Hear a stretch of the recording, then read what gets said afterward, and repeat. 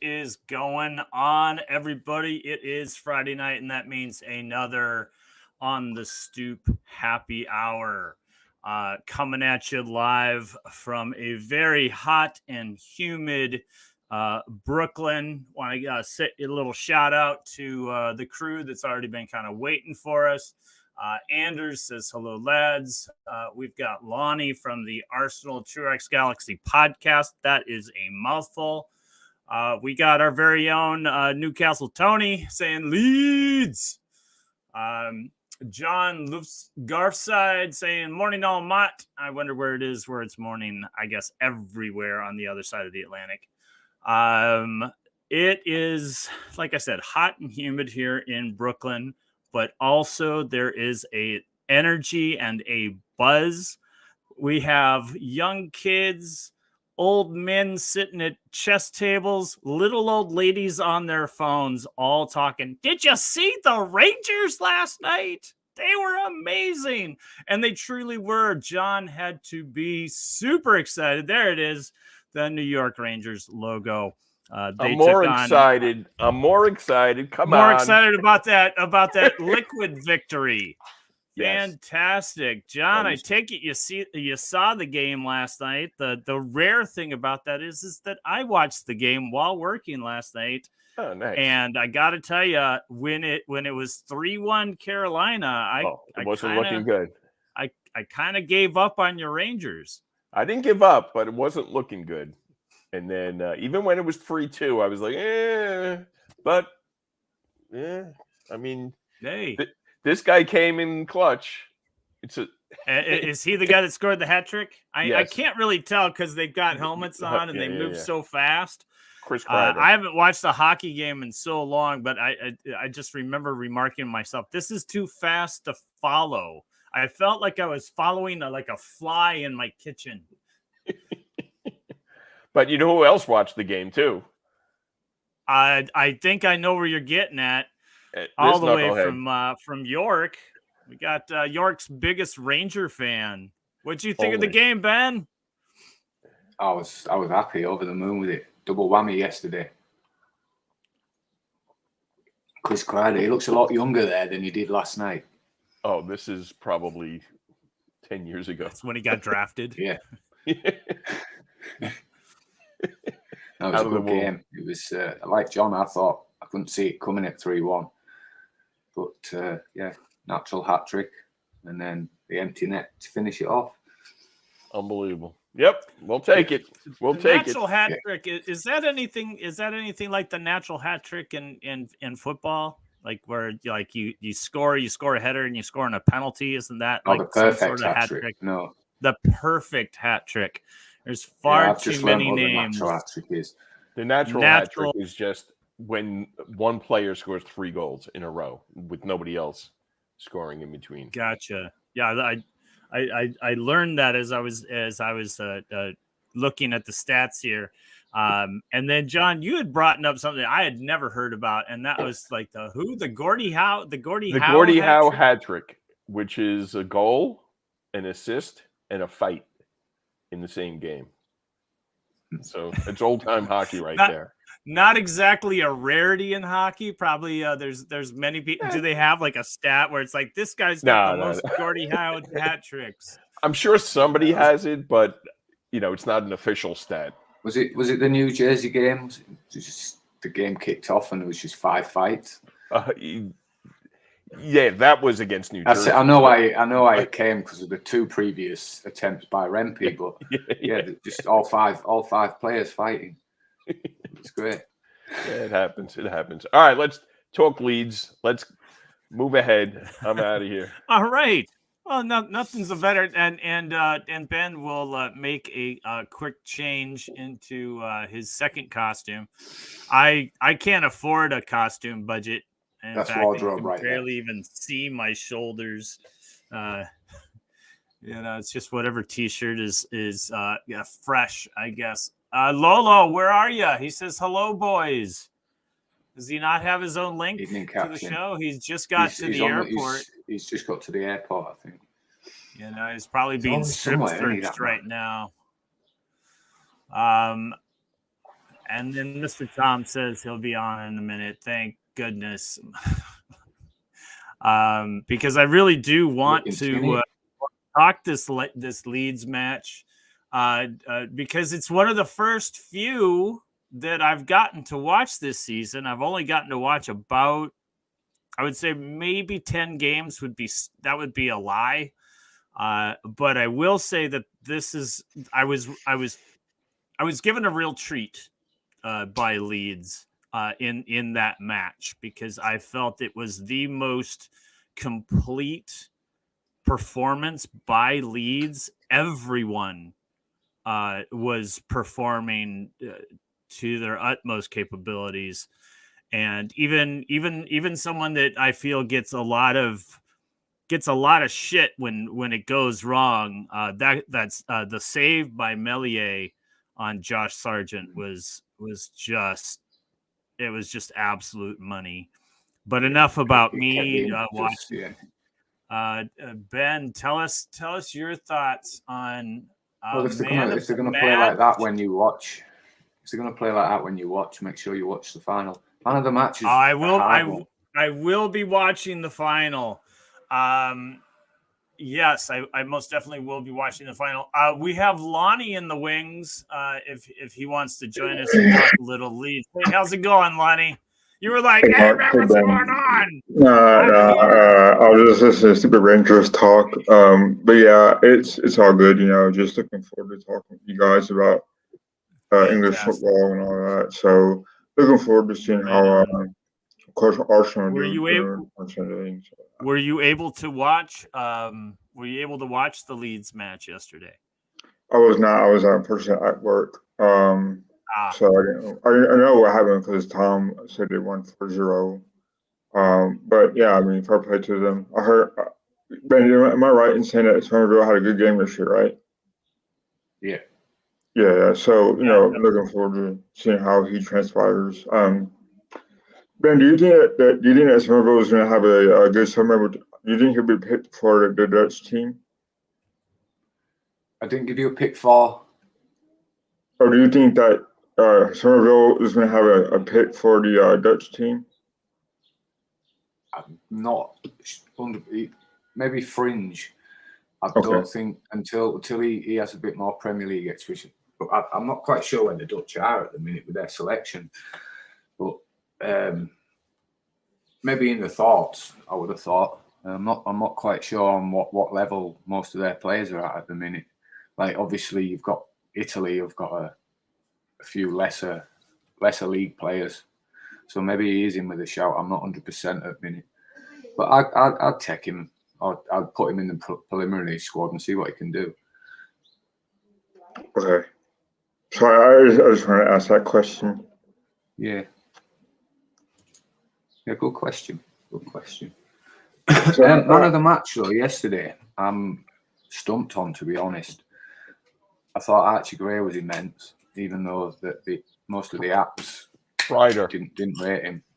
Kreider was man of the match. Chris Kreider, hands down, man of the match. And even he was man of the match in the Leeds game too. That's how he's just everywhere. Sky gave it to Jorginho, who also. I give it to all of them last night. There was 11 man of the matches last night. Even Meslier, as you say, because that save kept the momentum and the impetus going on our side. And I think it G'd the crowd up because there was a little period of 5 minutes where it went a little bit quiet, and then it was just rocking yesterday. That was something that I could easily joke about. I've done it in the past where I was like, oh, the man of the match was the crowd because they were going nuts. I didn't think that they could have made that many white Leeds scarves. Because it seemed like everyone in the stand had them. It was like there'll have been one on every Dairy seat. Queen promotion where the first 50,000 fans gets a scarf. They did it in 2018 in the playoffs. 2019 playoffs, they did it against Derby. obviously that one didn't turn out so good. But yeah, they'll have put a scarf on every seat. Ben, I have a question for you. It's amazing to see like the entire crowd just all twirling scarves. Well, and just that's the Leeds atmosphere I wanted you guys to see. Yeah, that's the atmosphere I wanted you guys to see. But you got Aston Villa 0-0. Sure. But you know what? I'll take that experience any day of the week, any month out of the year. I had a fantastic time 2 seasons ago watching Leeds at Ellen Road, and I wouldn't trade it for anything. And I'm sure that I will be treated to another experience like that. But real man of the match, man, it's tough, man, because like the first half when Leeds had scored 3 was not. I mean, Gnonto. I mean, he was that pass to Pirro, that cross that Pirro headed in. Could you have put that any more perfect? And you could see him screaming for it, couldn't you? Yeah, exactly. And not only that, but just like to also watch Leeds not give up a goal like right after they score, which has pretty much been every match I've seen, where they score and then like 5-6 minutes later they give up a goal. This was definitely theirs. Archie's cross to Somerville, absolutely Scooby. That was also pretty dope. But to me, the one early on is the one that I better remember. But so we got Southampton 1-3-1 tonight. And when's that game? It's a week on Sunday, 5 p.m.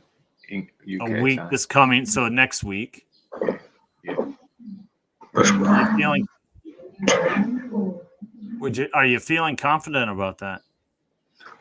Look, it's a total. I'm not going to take the two. Obviously, they beat us twice in the league, but I'm not going to take that into any consideration. It's a total different environment. It's just a one-off game. If we get the tactics right, we can beat anybody. But if we get the tactics wrong, then obviously anyone can beat us. So I'm optimistic. If we turn up for it like we did yesterday, then I don't think anyone's beating us. Ben, you don't know what Leeds is going to show up, do you? Right. And this is just a straight up. There's no aggregate for the final. Yeah, just one winner take all. Just a final, winner take all. Yeah. Goes to penalties.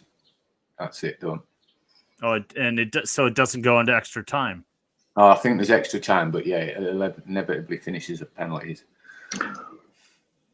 Ben, do you think who has a better chance of staying up if they get promoted, Leeds or Southampton? And I think Leeds because they've just got more money. Well, suspense. Because I think if let's say out of the two that's already gone up, I think unless Ipswich sort their defending out, they'll be straight back down. Leicester, depending on what points deductions and what transfer embargoes they get, could affect their season massively as well. So, Ben, so I have a question for you. So, do you think that Southampton will go down immediately because of the fact that they were so poor in the league last year? Depends on recruitment. Yeah, depends on recruitment. I couldn't tell you. The squad that they've got at the minute will come straight back down. But then I think anybody's championship squad at the minute, unless it's strengthened, or even Leeds, do come straight back down with that squad. Because I know a lot of people don't think that Leicester should be relegated right away because of the fact that their point production and tonight was unfair for teams like Leeds and Southampton. The other team got relegated as well. So I just hope that whoever comes back up doesn't get embarrassed like Burnley and Sheffield United and Luton Town, but Luton Town to me put up more of a fight than the latter two, so I wish they went They were the ones that down. everyone expected to be the worst as well, I think. Yeah. So I hope we see them again in the near future, because it is a good story, at least for me. Though, Leeds coming back in the league is always good for the league, in my opinion, to see them back. But Ipswich, as a fan, of, I guess, football, it's good to see them back in the league again, too. So, it's a devil's advocate, right? So, at least for me, it's, this are two evils with Leicester coming back to the league, Bremner's talking about the shit quality of Luton Town Stadium. I gotta say that there's just something a bit charming about that. I'm sorry, but to have fans so close to the pitch, they're just practically right on you, and it just has that. It has that kind of like, I mean, I like things that are old school, I mean, Ellen Red's not exactly state of the art, I mean, it has its charm British as well, But since we're talking about the possibility of teams staying up or staying down or whatever they're doing, I've got a couple other guys that would probably want to get in on the conversation. We got our very own Mr. Tom and a dirty jersey Chris. How y'all doing? Hey guys. Hey Tom. I think we need to move Chris a little farther away from me because he's gonna just destroy his team is gonna destroy us on Sunday. I think it's gonna be 7-0. It's everything is gonna just end. Just like sending off Klopp, just like no, he's gonna lose. I heard I was kind of. There was a morbid bit of me that hoped last Liverpool match that Klopp would get a yellow so that he would face a sideline ban on his very last day on the job. He's not Bobby Knight. Bremner's Ghost has been a member of the Stoop crew for 37 months. You are almost ready to give birth to another Stoop baby. I think I was like, you stop counting in months after the first exactly. year, right? It's like the gestation of an elephant, or something weird like that. I have no idea what has a 3-year gestation. But we had been talking about the Leeds match. Chris, did you get a chance to see it yesterday? I was just tracking the score. I was in disbelief. And then I don't know who on our text chain claimed it was already over after 61 minutes. And I'm like, you can't do that with Leeds. You can't. That would have been Ben. Was it Ben? I was right. Was I not right? You were right. You would have been the most game over after 7 minutes. You would have been the most sick person in the world if it had ended up 3-3 somehow. No, I just couldn't. Even Leeds couldn't have done anything Leedsy to screw that up yesterday. Norwich was shocking. It was good because you also got the goals from the players that you need to score, that need to have the goals in order to have confidence. So, what was the score today? 3-1 or 3-1? Yeah.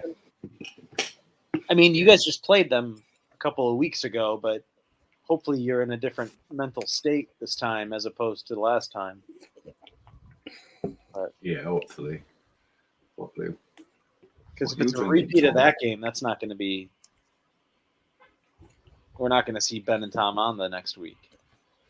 No, we don't hide, do we, mate? We don't hide. Yeah. I guess the game. I guess the. Is the game next Saturday? No, a week on Sunday. Yeah, next Sunday. Week on Sunday. Tom, what are your thoughts on yesterday's match?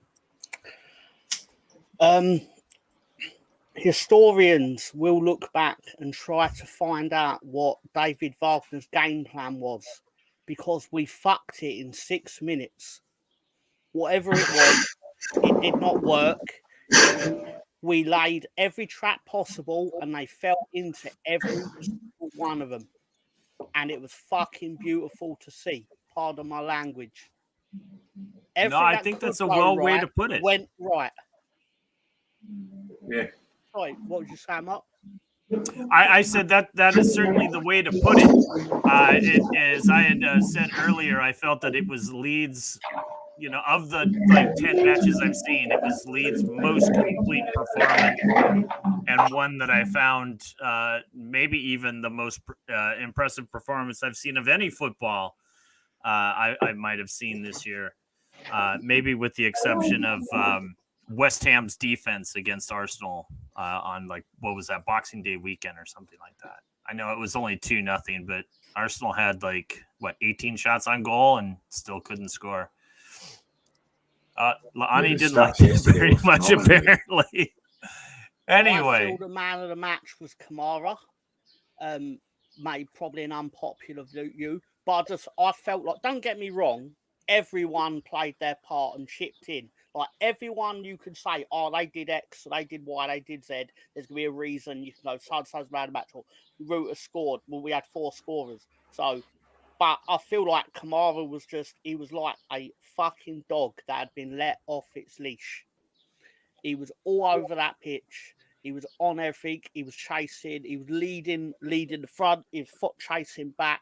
It was fucking beautiful. Where has he been? I said this to Ben last week. Where has he been? Did he have sex with someone in Fark's family or something? Because I can't think of a reason that he wasn't playing. Maybe he was just resting because his performances had. Well, I'd say his numbers had slowed up a bit rather than his performances, but maybe it was just the rest he needed. Look, maybe. See the midfielder just clicked into gear last night, and I think they've finally realised the opportunity that's before them. Hey, Tom, can I ask you one thing to do, and that's seize it. Tom, where were you talking to Ben about that? I believe it's the earliest plug of a show on the show in history of the show. You know when the Stoop is going downhill, they plug you early. They don't usually let me. Here, watch this instead. Early and often. Yeah. Why don't you watch a repeat of an inconsequential game from 4 weeks ago instead of this now? I think we're going to do a preview. Are we not? This week would make sense. Oh, why not? I'd be lying if I said I wasn't. Kind of. All I need to do is the dipshit segment. Yeah. I've been trying to AI the dipshit thing, but it's not quite working. Does it give Andy 5 fingers? It gives him 5 heads. So if this match comes down to just talent on the pitch, who do you think has the better starting 11 between Southampton and Leeds? It's toss of a coin. Yeah. Ultimately, they've beat us twice, so I can't sit here with any real arrogance and based off of beating Norwich go, we're definitely going to beat them.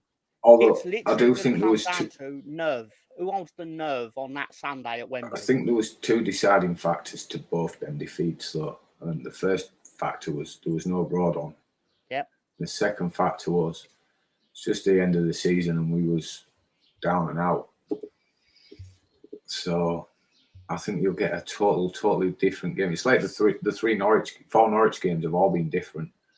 I think this will be the same. It'll write its own script.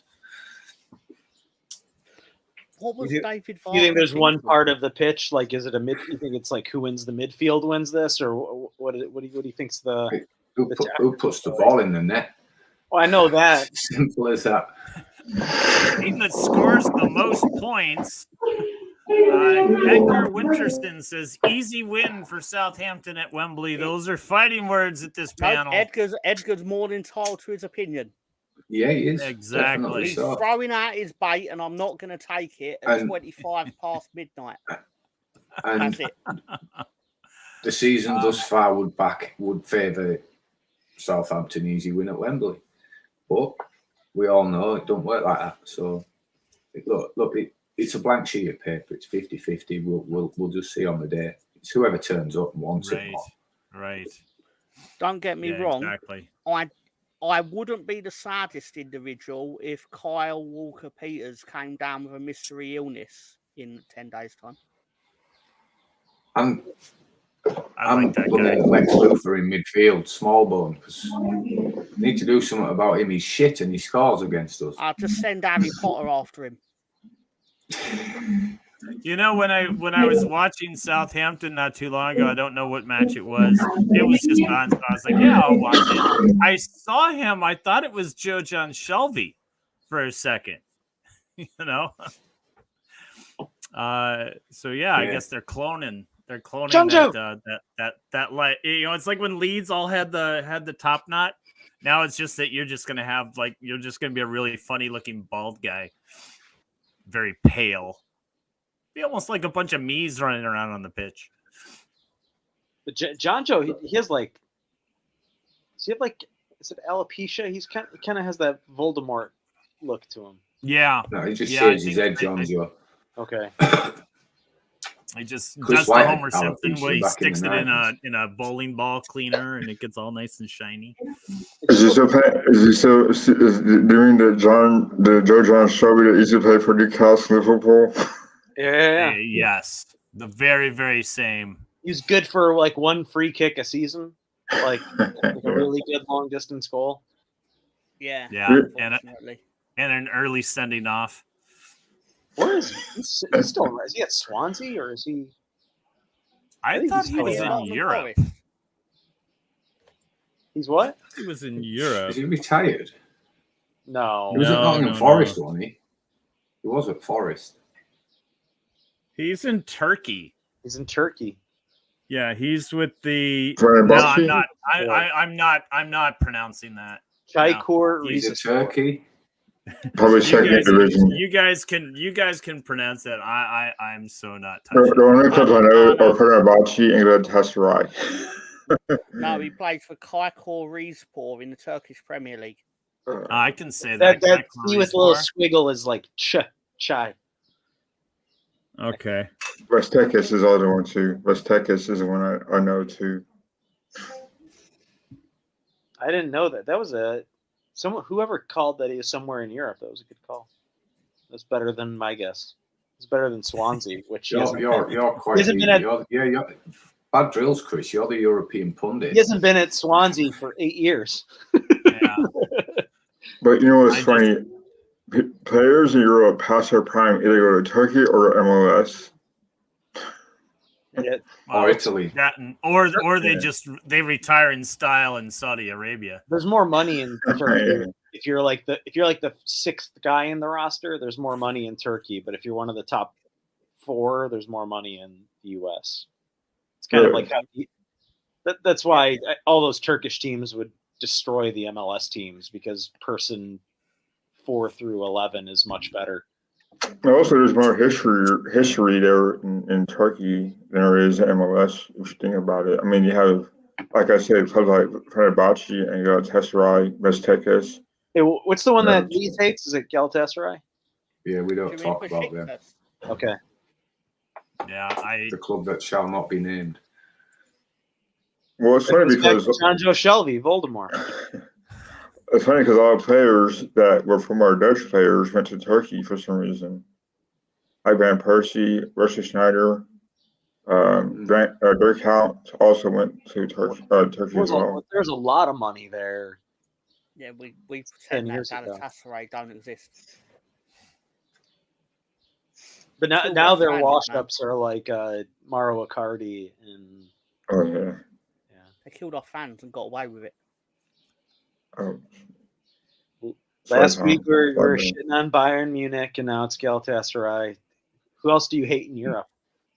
Okay. Let me get comfortable. Let me unfold my scroll. Right.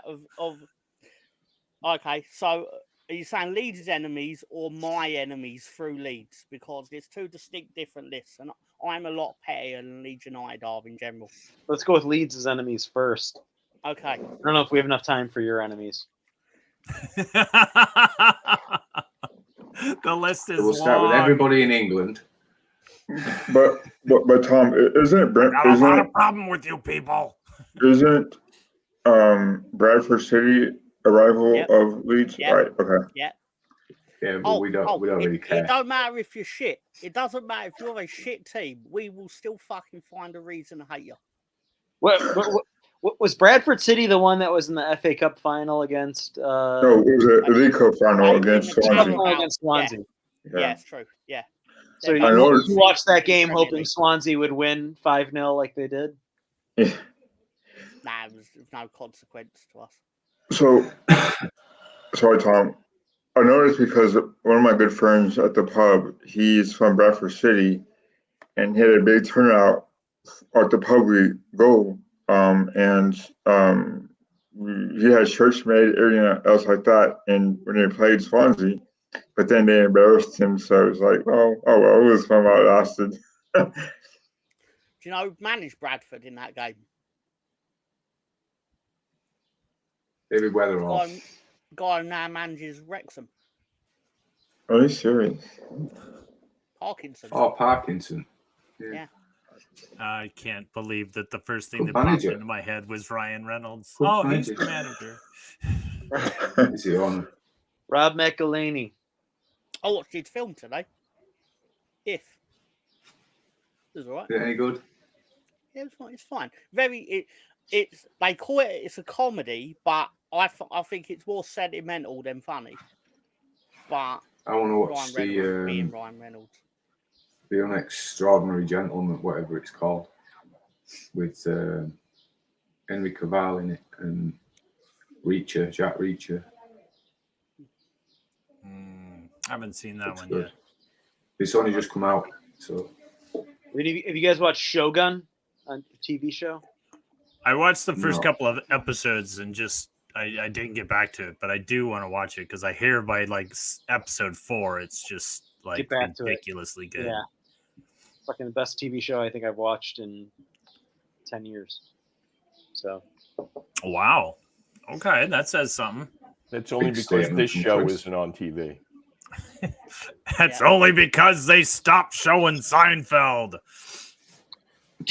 He's just done a film. It was awful.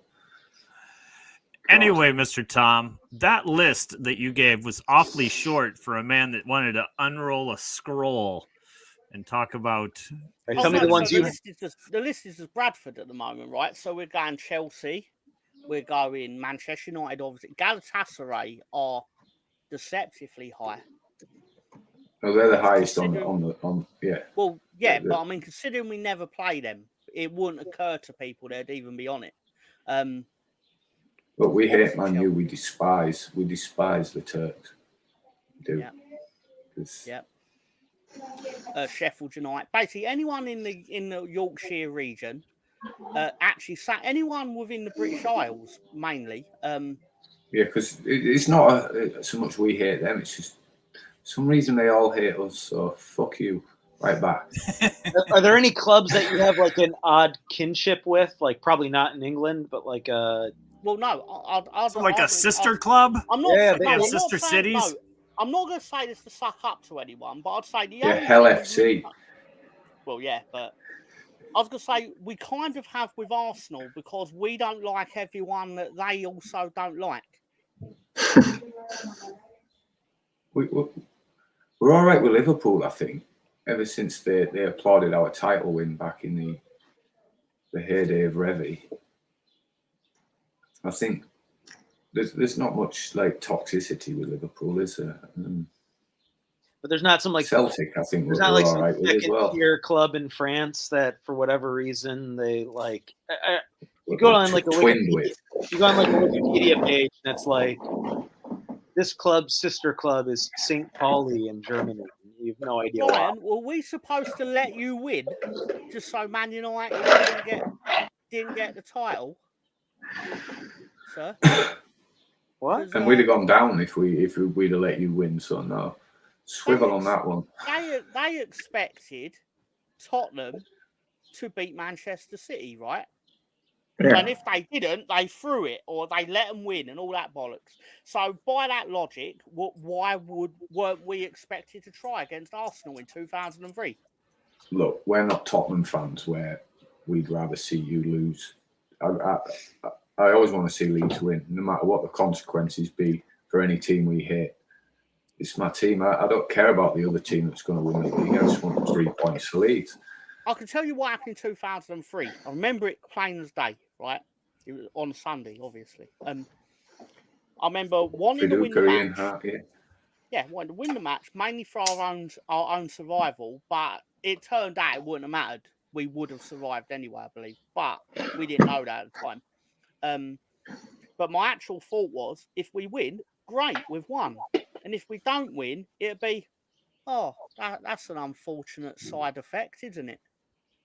If we that win, Man it was. United don't win something. You know, it was either way. But I remember how I felt after the game, and it was just nice to get an unexpected 3 points against a big team when you're fighting for relegation. Them 3 points are massive, and they're few and far between in the season when you're down there. So yeah, good old. the idea you didn't lose the title because Leeds beat you. You failed to collect enough points over the whole course of the season. So inevitably the idea of rooting for your team to lose when it's still mathematically possible to qualify for the Champions League was bonkers to me. Exactly. Exactly. I can't think of a bigger loser mentality than wanting that. Those Tottenham fans were a disgrace. Those ones that were actively celebrating the other team scoring were fucking disgraceful. Yeah. And I'm not saying that I have any love for Arsenal. I just generally, as a football fan, they need to go fuck themselves. Look. Even the manager had an argument with a fan. He's in Nashville. He's done the Grand Ole Opry, and he's wearing his best urban cowboy outfit. What's up, Welcome boys? to the show. You're finally on. How are you guys doing? Hello. We're doing good. How about you? Leeds United in the championship in Wembley. I'm so excited for Leeds United. You know what? If Leeds United can find a way to get up into the Premier League, Mark, we may actually have a show again. It is true. We would have better ratings. To say the least. My jokes would be so much funnier if they weren't so depressingly true. You only write poems about Leeds when they're in the Premier League. Sell out. Right. Well, it's actually the only time he writes poems is for Leeds. I wrote one he wrote one for some poet of the pitch. An ode to Oda. Yeah, but would he write it for Odegaard if he was in the championship? I wouldn't know who he was, Chris, to be honest. I would. No, I was talking about when Arsenal goes down next year. That's anywhere. How's Nashville? It's good. Nashville is an amazing place. I really actually really like Nashville. It's like New Orleans, but less murders. It doesn't suck on every corner of the street. So I don't know. But listen, guys, I don't have all that much time before I have to get to another beer. Flight. No, I have a very tall beer right here. Off the keto this week, Mark. Good on you, man. And guys, by the way, have you all noticed that Mark has lost like fucking 30 pounds? I mean, I'll say no. He hasn't done any nude shots yet, so I don't know. Yeah, but yes, because you're in Nashville. You need to check out Mark's OnlyFans account because then you can really tell. I'm the only fan. I have lost weight. It's true. And, Mark, I am so proud of you, brother. You are working fucking so hard, and I am so proud of you. It's true. And I appreciate that. 25 pounds. I hugged him, and I could almost everyone. touch my hands behind his back. So let's just say that. I see him for the first time after dropping a bunch of weight, and he's like, "Oh my God, our nipples almost touch." He gives me a hug. He's like, "Our nipples almost touch." Almost. As we are two former fat guys. Almost. And yes, Tony, you can paint me like those French girls. You're more than welcome. That's funny. No, but So before you go, Lolo, I just want to throw something at you, and it's in regard of the I think it was the X quote you sent me about, or no, it was an article about can a second place team, yes, is it possible for them to win on the final day of the Yes. season? And I was intrigued by this, and so I read the article, and it was absolutely. It starts off by saying, only in the history of the Premier League, only 10 times has it ever been decided on the final day.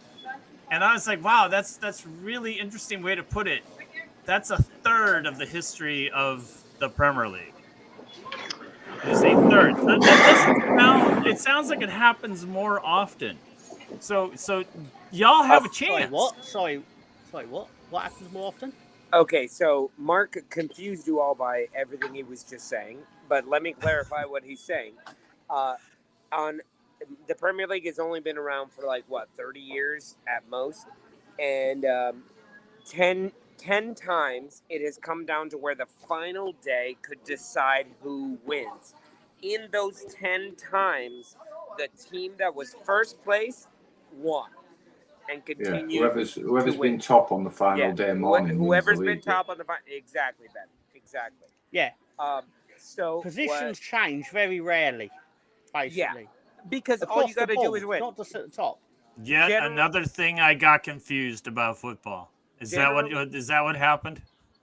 No, I misunderstood the entire point of the article. Very rare. No, Mark. I just think you got confused with words, which you're terrible at. So,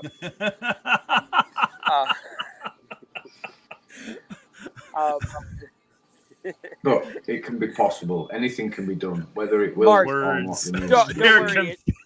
Words. I want a shirt that says words. They're confusing. Yeah. You all might be pleasantly surprised by my betting picks this week. All I know is if you both win, you'll live with yourself. But if you both draw, I'm dead. Then you might just jump off a building. Then. If you think about it like this, like Everton are a weaker side of the two. West Ham are a good team, despite the fact their record, right? So they have made good signings this year to be where they're at. I think at this minute, you could say that Everton have a team to play. Right, Everton just a breeze. West Ham gives up a lot of goals. But Chris, fourth most goals conceded. But Chris, you're 100%. My biggest fear with Sunday, my biggest fear is that we don't win, even if City win. Especially if City win and we lose, it will just be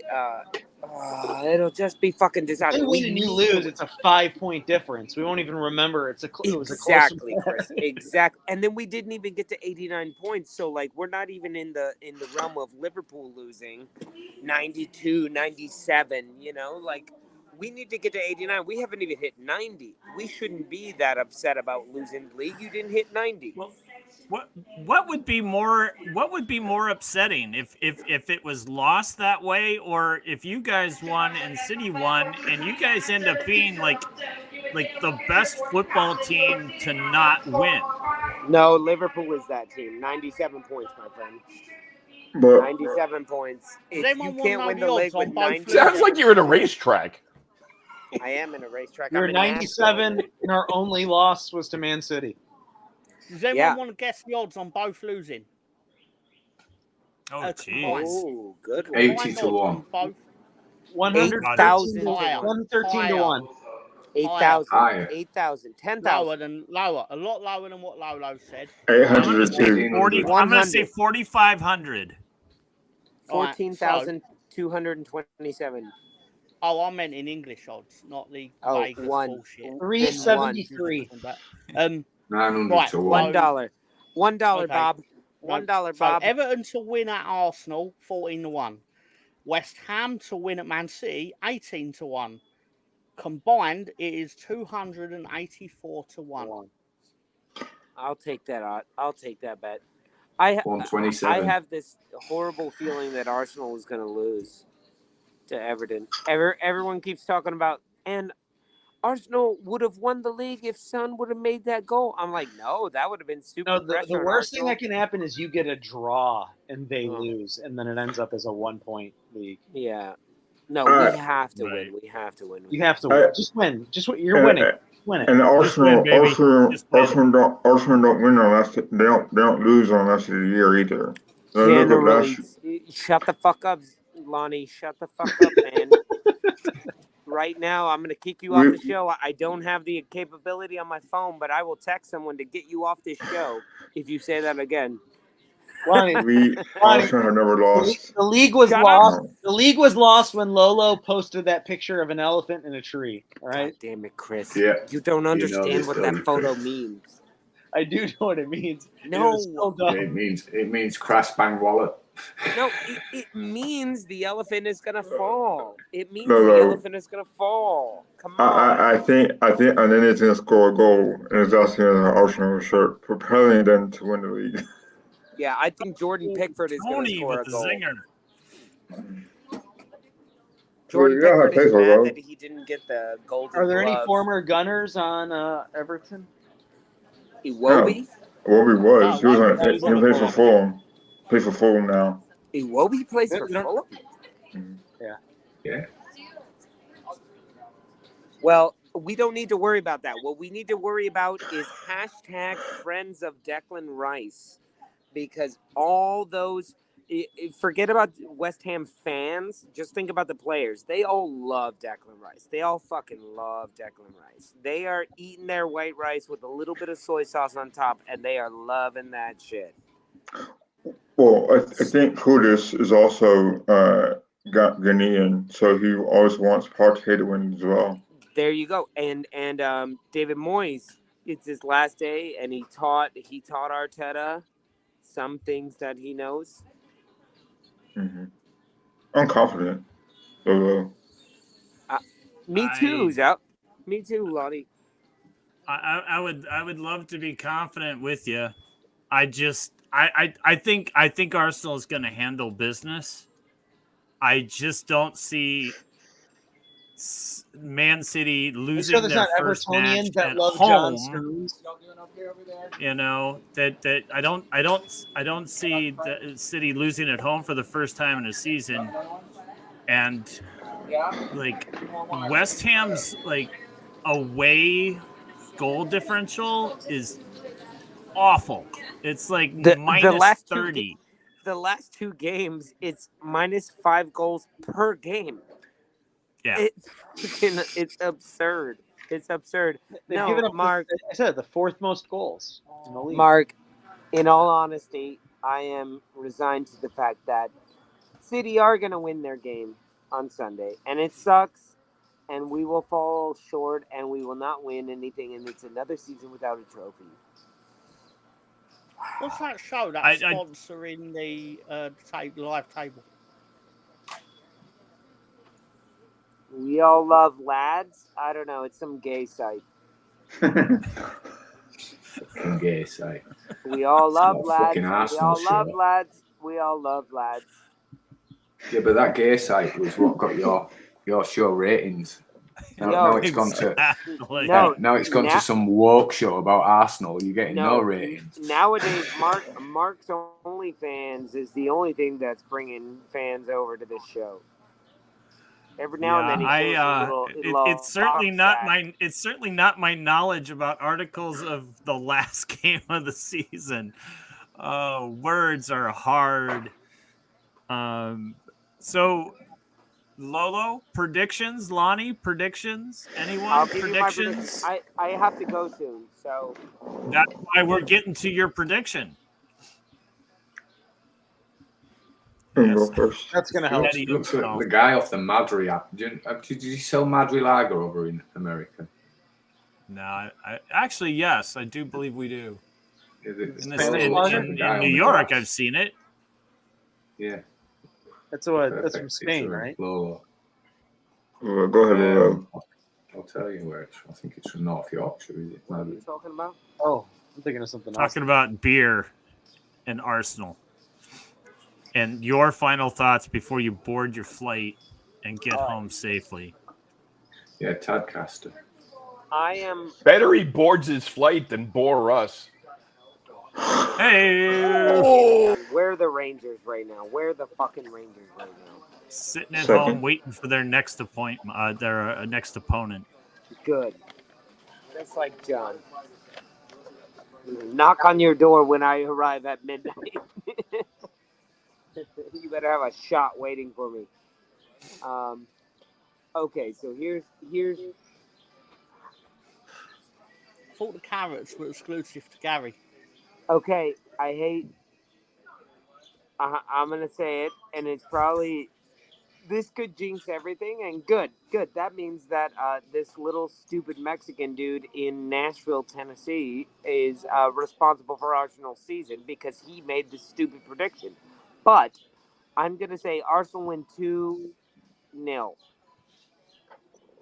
Arsenal win 2-0, and City scored 2. 2-2. West Ham score the first goal for sure. Interesting. West Ham will 100% score the first goal. Just to drive you crazy. Yeah. On their own net. And then City Just to will give put you up hope. 2. And then City will put up 2. Yeah. No, that's truly interesting you said that. And then in the 96th minute, Paquetá will score. No, Calvin Phillips will come off the bench and save us all. He'll magically heal his groin. Calvin Phillips with his broken play groin will the come final in. few minutes. Yeah, Kudus' shot is going to accidentally deflect off of Calvin Phillips' face. Who's on the bench? Off his top knot. Can you imagine And then Messi will claim the goal. No. What are the odds VAR is going to come into play? I hope not. But what are the odds VAR's going to survive the because summer? it never goes against City. Well, we'll get into that in the second half of our show. Right. We'll talk about about our thoughts on VAR. My hope and my prediction is a 2-2 City West Ham and a 2-0. So I'm going for a Desmond 2-2-2-2-2-2-2-2-2. Yeah. So That's for what me, I'm going for. For me, it'll be. I think I'm being quite ambitious here and saying it'll be a 4-0 win to the Arsenal. And I thought about this when we were talking about how City and West Ham are going to draw. And I'm going to be it's going to train here. I think JWP is going to score a free kick because Rodri fouled him, and boom, there you go. That's the way it's going to happen, Lonnie. That's the way it's going to happen. You're spot on. And if they do draw, we win on goal differential, which we were pretty decent about. Prior to the United game, that goal differentials mattered, and we kind of hope that we overtake them, right? So that's my best bet. Is this 4-0 win? Maybe a sympathy goal from Owanene, and that's all she wrote. Scooby, I love those beers, by the way. This is what's going to happen. Shut up, Chris. Arsenal's going to go down 1-0. Shut up. We don't want to hear this, Chris. And then Arsenal. And then Liverpool's going to win the league. Arsenal's going to score 3 in the second half. Man City's going to go up 2-0. And then Jared Bowen is going to score a hat trick in the second half. Chris! No, Chris. No way. Chris. No way. And then Erling Haaland. Oh, no. For a 10-minute hat trick. It's football. And I 3-2 West Ham. globally nominated podcast that I have to be on right now. So. These guys are super famous. They're all laughing at me right now because they know I'm globally nominated. They know I'm lying to some random person. I would love to be globally nominated for anything. Just globally nominate me for my words. 3-1. Every team from London will win this weekend. Let's do it, Chris. globally I love nominated at the Tom Let's do Awards, it, to be fair. It isn't. I don't know. It lost to the Full Nelson podcast. Unless that team from London is playing a team from London.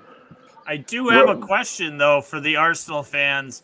I've heard that there is a possibility that Saka will not play due to injury. Who cares? We are not a one-person team. Like what? No, but he's pretty fucking important to you guys. No, he isn't. Doesn't matter. Doesn't matter. If you sold him off in the off season, you would be okay with that. Nah, we can't sell him for the whole season. Come on, Mark. But I'm saying for one game, me and you could play, Mark, and we would lose bad. But I would break a leg. I don't know. I'd get a red card for sure. You would take your shirt off, and you would go viral, and our show would start doing well again. So there we go. This show, we need Leeds to win on Sundays. Basically, I can just see him pushing them little 6-year-olds out the way to get to that ball. I didn't push anybody out of the way. I swear to God. Hey, Chris, we don't need soccer. We have it in Kenya. Oh yeah, Mark. Don't forget, we do have the Eddie Nketiah. The Eddie He's going to be the man. He's good for like a random brace or hat trick like every 4 months. That's the thing. If you don't play him too much, you open up those odds. He'll be at Leeds next season, so you don't have to worry. He'll be coming home. No, he'll be great at Leeds again. That's his curtain call for. I don't know if Leeds, with everything that they've got going on, I don't think they could afford Eddie Nketiah. We'll give him one free. Tom, can Leeds afford Eddie? You ain't giving away Eddie Nketiah for free. Saying that, if we turn around and then went, but you can get the $100,000 a week off your wage bill. I guarantee you Arsenal goes for a big striker this offseason no matter what. I guarantee you if Leeds offered a bag of prawn crisps, we would give them Eddie Nketiah. Those are called shrimp chips. I don't know what those are, but they sound delicious. Shrimp chips? You don't know what shrimp chips are? They are chips that taste like shrimp. They're not good at all. Called prawn cocktail crisps over here. They're not good. Are they any better than the Marmite Lay's flavored potato chips I had a while? Those were not bad. Those were not bad because they just tasted. Those like are salt. awful. They just tasted like salt. Marmite is kind of nice. And a piece of We've toast. got Twiglets, Marmite flavored like some butter, corn snacks. I think I've had those. Those were a little better but they taste like burnt toast. What time is it, guys? Is my flight? It is 7:58. All right, I'm good. I'm gonna order another beer. Just make sure I don't miss my flight. What time's your flight at? I don't know. 10 minutes ago. No idea. What's your flight number? I'll look it up. We're not letting you on that plane. I'm calling the FAA. Bartender, cut him off. No, give me another one. Bartender, give him a global award. I was dancing at a honky tonk not too long ago. Give him a no duels. That explains a lot. I should send you that video. You can play it right now. That does explain a lot. You dancing at a honky tonk? Are you gonna do "She Thinks My Tractor's Sexy" at a karaoke bar there? Chris, I've already done that earlier today. She thinks my tractor's sexy. It really turns her on. All right, mute him. Yeah. No, you asked for it, Chris. All right, so here we are. We are getting on with it, John. I promise you. With our small bladders and whatnot, and all the beers people drink, and Lolo needing to order a beer, we're gonna run into a short. I'll do the halftime show. All right, let's throw them up full screen. Freestyle a punk. Freestyling for 3 minutes. Here we go. There you go. All right, everybody. Here's the thing.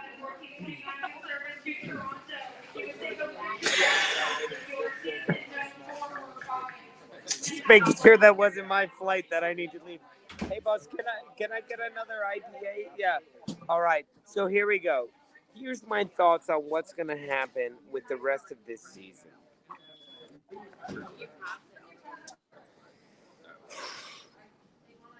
We are coming into a Premier League final, Super Sunday, where we have a first place team and a second place team that are actually battling for this title.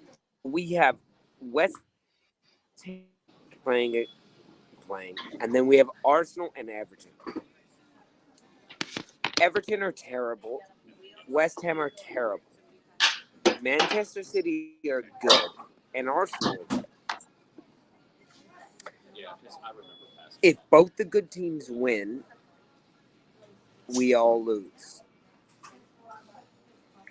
If both the teams win, Manchester City wins.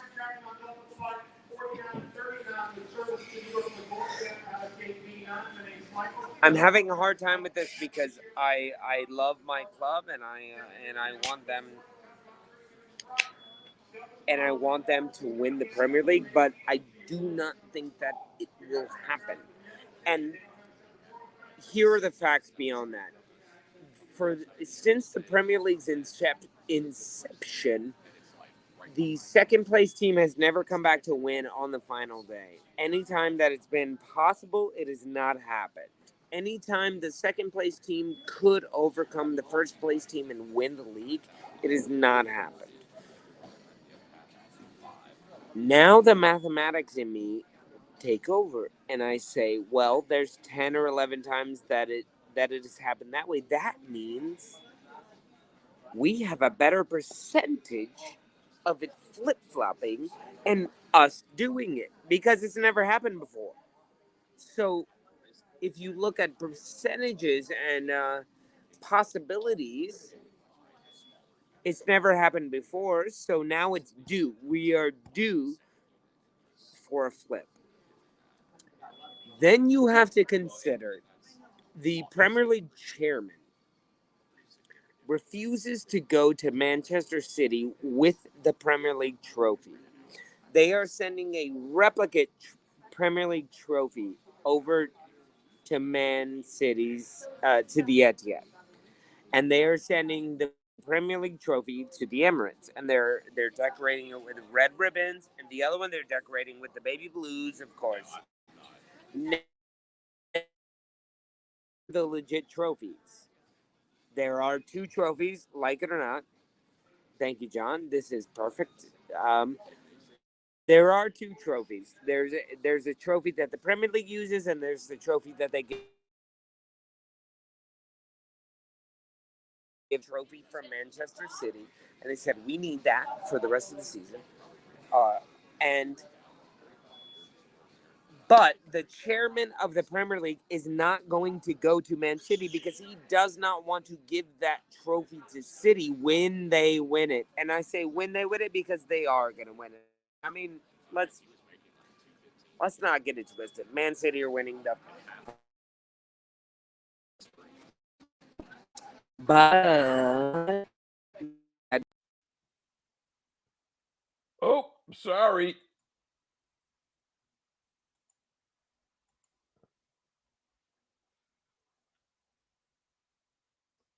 I don't know what happened there.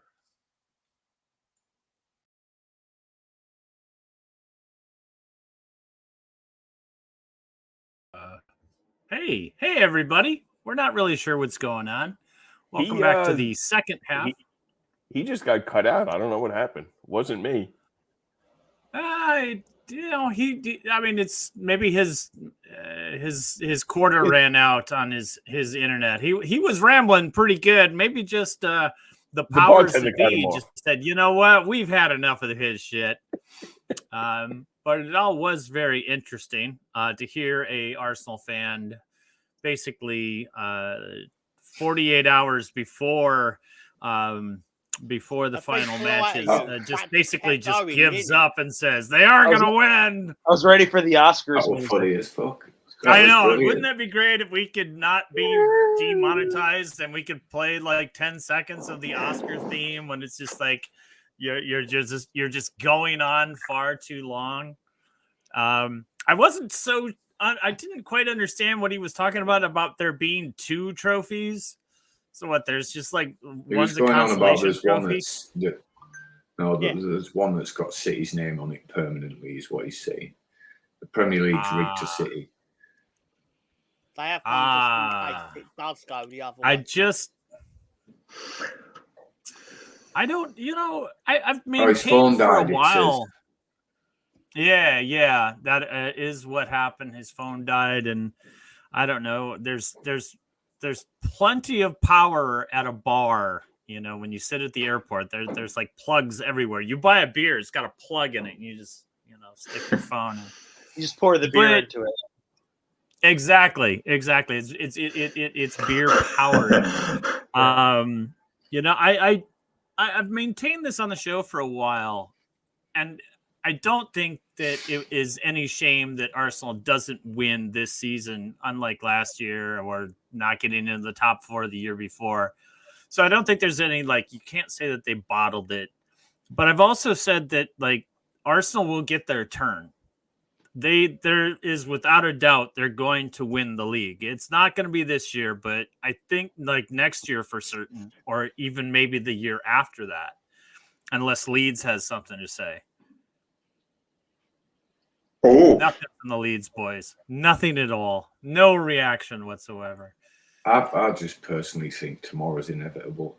Sunday's inevitable. City 6-0. Doing 3-4. It's Arsenal's chance is gone. Yeah.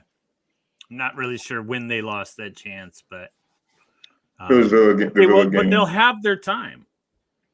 It was a little game, Mark. They had a chance to win that game, or at least they were in it until the 80th something minute, and they just lost control of that game.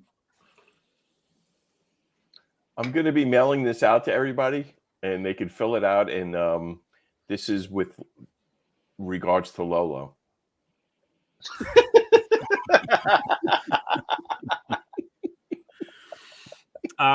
He looked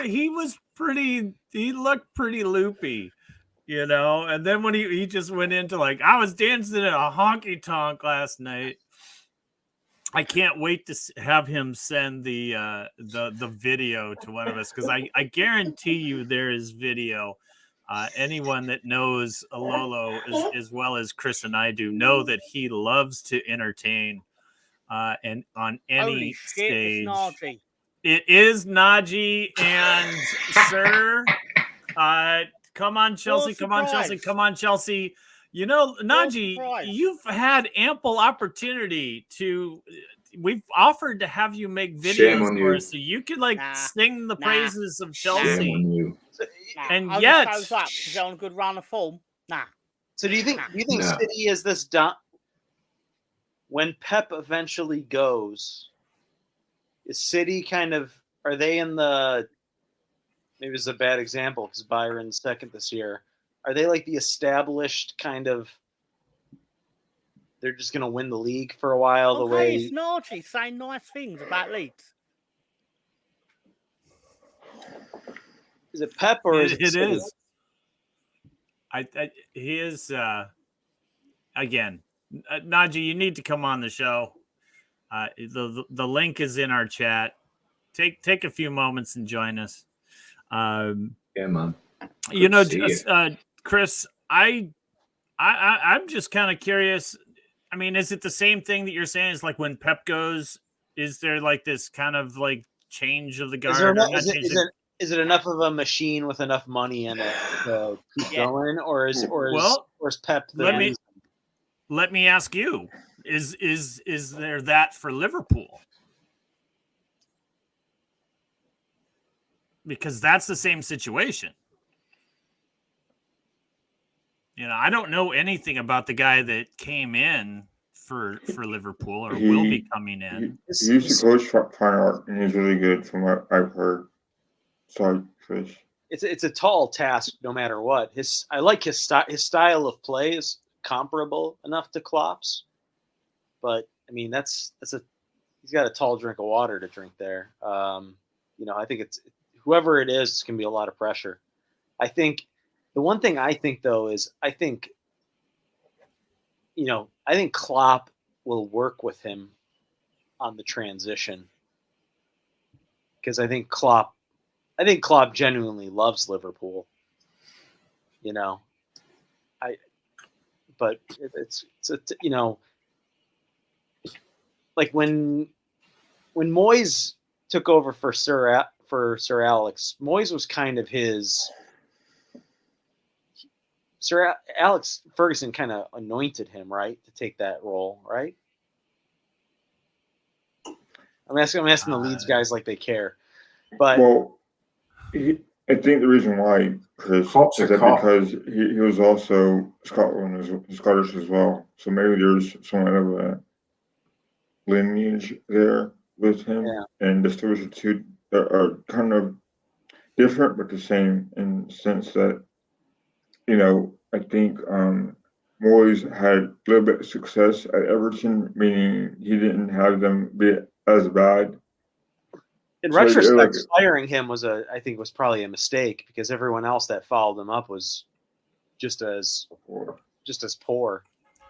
But I don't like Arne Sloth because he's disrespectful and he's turned Somerville's head all season. He needs to fuck off because he doesn't belong to him. He belongs to us. And you can guarantee he will go like a dog at a bone to sign him now he's at Liverpool. Because he was never going to get him while he was at Feyenoord. I see Mr. Tom plotting yet another name to put on his list of undesirable teams and managers. But as you are stroking the beard of contemplation, Mr. Tom, how about we go into betting in the dark? You ready for that? Yeah, sure. Betting in the dark with Mr. Tom. Come on, love, place your bets. I think you got Sinistera from Feyenoord, Scooby. I don't think Somerville came from there as well. They both did. Did they? I thought Somerville was at like a smaller Dutch club. Nope. All right. All right, Mr. Tom, give it to us. Okay. So, who's Kreider? Out of interest, I'm guessing he's the guy. Chris Kreider's the hat-trick guy from last night. Cool. He never played for Feyenoord. He was on loan from Feyenoord. All right. You're right, though. Okay. Okay, so I've gone with Arsenal to win 4-0. Trossard first, Havertz to score. Not much value to be had here, unfortunately, but you can just get a light wetting of the whistle, let's just say. So, however, the second one may or may not surprise you. The third may as well.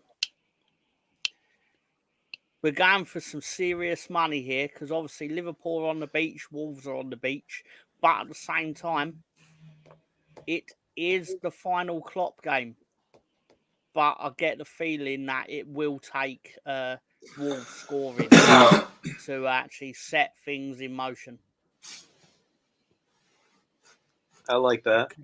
I wish I could say more on this with you, Tom, but I just Klopp's last day. Oh my God! I think it's going to be just a bloodbath. I think Liverpool scores 6 Wolves. I think it'll be a bloodbath after you score. After you punch them in the face a bit, then they'll go, oh, like you'll wake them up, give them a little love. Silly human. Yeah, exactly. So, is what it is. Obviously they have to play someone on the final game. Unfortunately, it is the Wolves. Yeah, I've gone 3-2 Wolves. I just think Liverpool are too on beach, and it's not been written as a fairy tale for Klopp this season. This is true. No, This but is they'll true. paint it as one on if they win the final game. It'd be, oh, they've won the last game for Klopp, even though they didn't have to because it meant nothing. It'll be you know. That is, yeah. He won the same amount of this Premier match League doesn't. as Claudio Ranieri, but you know, he's elite. Chris, will you be a little misty-eyed? I'm gonna be in fucking tears tomorrow. Yeah, or because I mean, we all know what the man means to the club. You know, they've been talking about the story on Premier League Live for like the last 4 months. I mean, we were in a largely irrelevant club for almost 10 years, 9 years, and you're still a largely irrelevant club. You just in the mix a bit more. We've always been irrelevant. Don't even go there. We just don't deny it. Well, then by comparison, Leeds is fucking gum on the bottom of my shoe that I don't give a fuck about. Irrelevant. Yeah, still beat you at Anfield though, didn't we? Oh yeah. Why didn't we play each other this year? So, and they might go back because they don't have the spending power of. I mean, they spend more than most of the clubs in the Premier League, but they spend a lot less than the other top 6 clubs do. So that's the risk. Fees, maybe not necessarily in wages. I think we're 4th in wages. In net transfers, we're like 10th in the league during his tenure. We've sold a lot more than we've bought on a relative basis. I want to say the one thing I always noticed about Liverpool is that they rarely bought in the summer, but they did all their transactions in the winter. Like Van Dijk was winter. Bigger signings have been like in the wintertime. Like Gakpo was a winter signing. Yeah, I mean, they do it to get in front, don't they? They get in front of the other teams that are probably plotting the summer transfer. But even that Rodgers team that finished second did a lot of like Sturridge and Coutinho. I think those were winter signings. Whatever. We have to win tomorrow. I'm sorry, Mark. We have to win and win convincingly. He deserves. Question: Would you sell Nunes in the summer and recruit someone better? No, I like Nunes. No. I think he probably needs to be our left wing, and Diaz on the right wing. What will improve your team? What will improve our team? I think we need a long-term number 6. We need a healthy center back. And I do think we need a more clinical. We need a more clinical player. Even Salah is not a clinical striker. Nunes is not a clinical striker. But I know without Nunes, we don't even finish 3rd this year. I know he's had a bad last 6 weeks, but without him during the January and February period, when Salah was out, when we were supposed to lose a bunch of games because everyone's injured, he was our best player by far. He may not be good enough to win the league, but he plays like he gives a fuck. I think he might struggle without Klopp because I think Klopp G's him up, but I would not get rid of him because he plays. Him and Diaz play hard every second of the game. They're unfortunately not as clinical as I wish they were, but I seriously think we're 6th or 7th without them.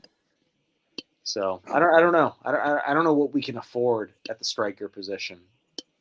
Who's available? That's gonna. Like I wouldn't. To me, like onto that level. I would love like Ollie Watkins. I think he's probably out of our price range now. I think, especially now in the Champions League, Osimhen's out of our price range. Did I leave that up too long? I've been doing other things. You want to go to the next? No, we're still on. We're still chatting. Okay. Liverpool. Yeah. All right, because I'm trying to figure out where Rob Colton can send me a video. The truth is, how many consistently clinical strikers are there? Exactly. Arsenal doesn't have one. Chelsea doesn't have one. United doesn't have one. Spurs doesn't have one. Would you take Ivan Toney?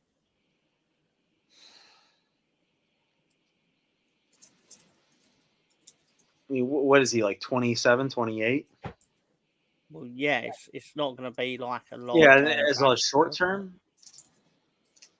I guess he is clinical. I don't know how much work he does off the ball. I don't watch Brentford enough. Bamford might be available. That's why I think Watkins is the best fit.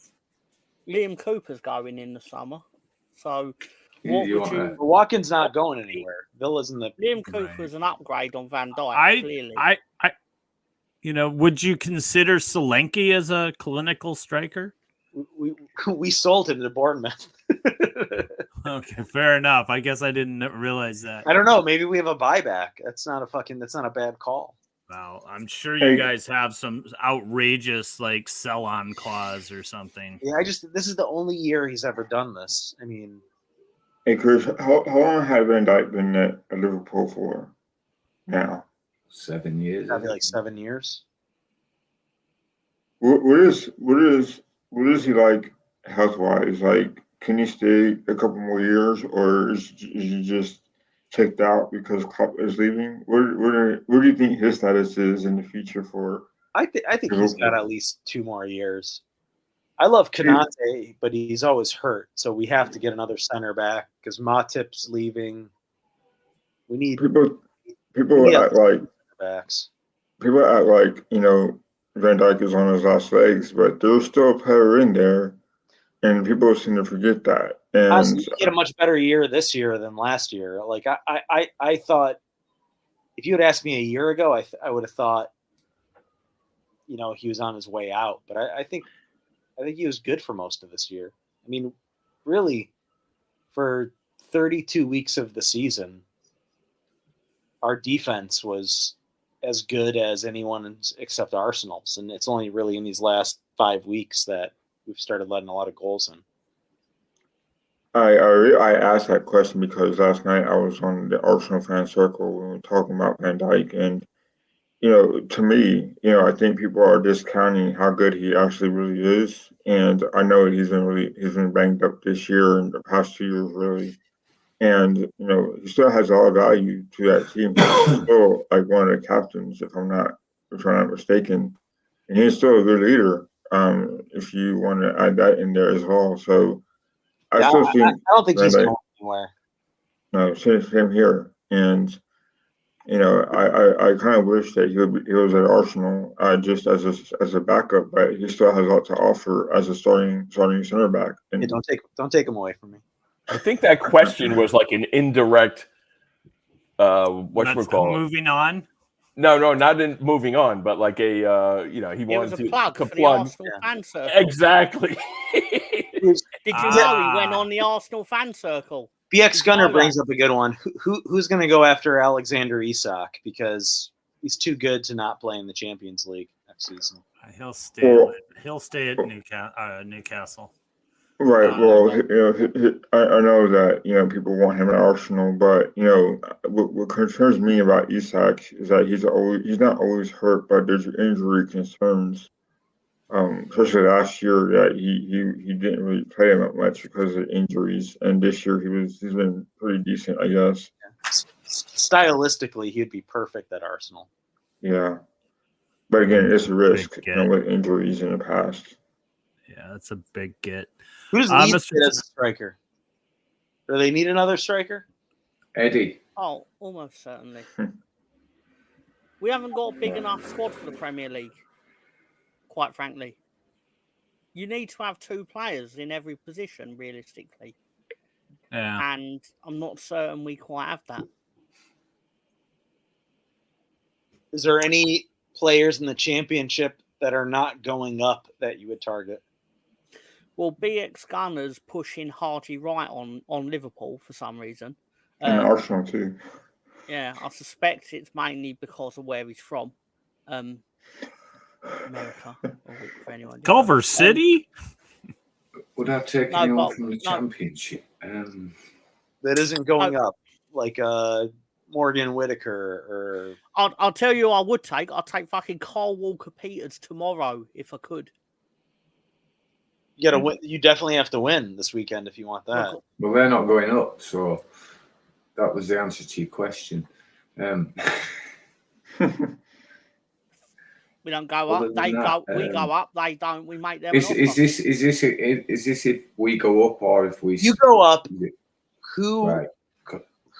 what players on a team that haven't been promoted, like Smodich or if you beat Southampton, Flynn Downs, or I'm not convinced by Smodich. No, not in the Premier League. I'm not convinced by any player that misses against Ipswich from 2 yards out, but then slots in his one chance against Leeds. I think it's conspiracy. I think he's a cunt, and I think he needs to fuck off. Get out of my sight. he's your Galatasaray. I don't hate him that much, actually. Just Wait, hold on. Let's see. Rob Colton just shared something, so let me see if I can do this.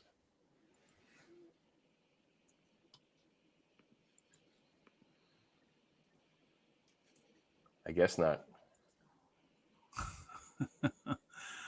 All right. I Well, liked, Mr. Tom, do we have Oh no! Here do we we go. have Here, one here we more? go. Here we go. Here we go. the Here we winger at Hull, Wait a minute. Philogene. I like Village, him. he is good. Villagine Yeah, at I Hull. like him. Fine Rob from was the at- championship. Rob was did at the Sheffield match United the world yesterday? of good though. Their front I know. line, their team of Hamer, McBurney went from strength to strength this year. So great advert for the championship. If we don't go up and the inevitable is either Somerville or Montour or both go, I'd look at Philogene as a replacement. Mm-hmm. Are there any really good center backs in the championship that you'd bring with you that you would buy? West Brom, I know it's going backwards with Carl Bartley and I can't remember the name of the other one, but I think they work well together under that system. But I'd just stick with Stroik and Rodon if we can get Rodon permanent. He's on loan from Spurs. Yeah. But he's available, so I think you get a deal. he would be available. It almost Yeah, certainly he is be a available. permanent if we They're do open get to promoted. selling him. It just depends on what other offers he gets. I.e., Newcastle have been looking at him as well. So he said he wants to stay at Leeds, but we'll see. We'll see in the summer what goes on there. If he wants You to think, first team football. I think if we go up, Kyoto he's our stays? player.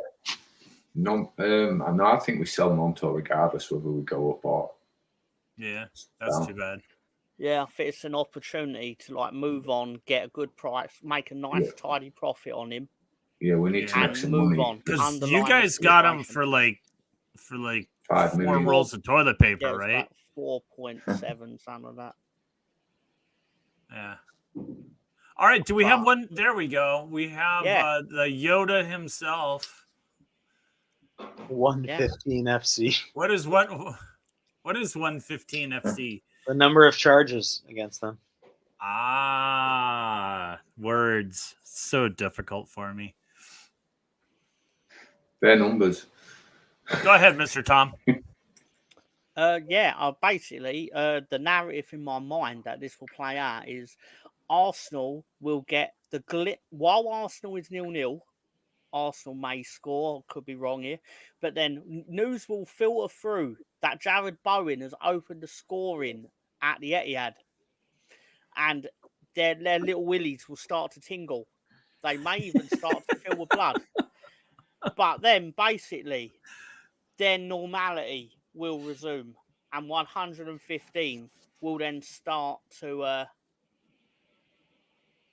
the natural order of football will resume itself. Exactly. As we have all felt the wrath of football. I did not want to hear those words, Tom. I do like this bet. I could see Bowen scoring first as Mr. Tom and I believe everyone else on this panel has said so. Erling Haaland to score, sure, because like I call him Mr. Inevitable because he's gonna happen. But 115 to I win think 5-1. everyone's like, oh, he's had an off season and he hasn't played half of it. He scored a lot of goals phenomenal. for someone that didn't play for 3 months. It's amazing that 25 goals in a season just Yeah. before your And he your could get to team. 30. He could get to 30 tomorrow based on how West Ham defends. Right, exactly. You know, I'll be it's amazing really that that's impressed. I'll be considered an really- off season. I've got to be honest, I'll be really impressed if he gets to 30 tomorrow, considering the match is Sunday. I keep wanting the games to be tomorrow, I guess. Same. You know With what? Erling Not Haaland, tomorrow. anything. I guess we can watch Leverkusen can go invincible tomorrow.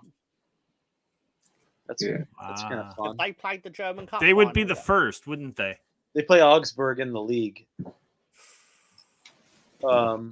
And then they have the German Cup and then the Europa. I think they have 3 matches in like 7 days. They've been doing it in the most shit way, though. The amount of weeks it's like, oh, they're 2-0 down, and then basically, you know what happens next. It's like goal in the 81st minute, goal in the 90 plus 7th minute.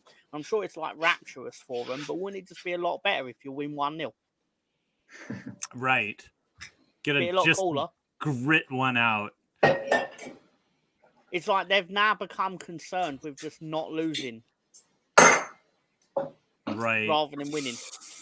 Yeah, there was that little stat that was floating around about how many goals in the 90th plus minute that they've scored. You know, and there's like 13, 17 sometimes that Leverkusen has scored in stoppage time, and they're making a big deal of it. And I'm looking at some of these, and some of them are like in absolute blowouts. It's like Leverkusen leading 5-0, and they get the 6th goal in stoppage time. They've had a few. Fair play They've to had a them. few. They've had a few They tiebreakers won the league. as well. They've won the league in style. They destroyed Munich, Yeah, they did. and they kept Harry Kane's legacy going. So fair play to them. It's Like Harry all Kane had about like 44 goals this year. I kind of feel bad for him.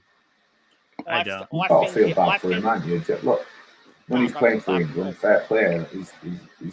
I'll support him, but Harry he's boring, Kane isn't has he? got the Ronaldo effect. He scores He's lots not a of goals. dick. No, he scores But lots Mourinho's- of goals because no one else is allowed to, which means the team ultimately scores less. But that's not true. When he It's was true. on Spurs, It's Spurs, Son scored lots of goals. Like They don't score enough to win anything, though. I know, but there was years where I think Kane led the league in assists. Like I don't think he needs. He's just the most clinical person on Munich. I don't think he scores this many. Do you know what I honestly think happened? Right, I think he had Shearer's record in his mind, and then Haaland came along, and he thought, "What's the point?" So he thought, "I'll go try and win a trophy." So he picked out the most guaranteed team to win a trophy in Europe, other than Paris, and he fucked that up. So He didn't fuck it up though. I mean, just Byron's not that good this year. and what fucked it up is when they took his mate there. No, but he Yeah, scored but lots of Dyer. goals, but it's like he'll score 3 goals in a game, but that they won 8-1 or something like that.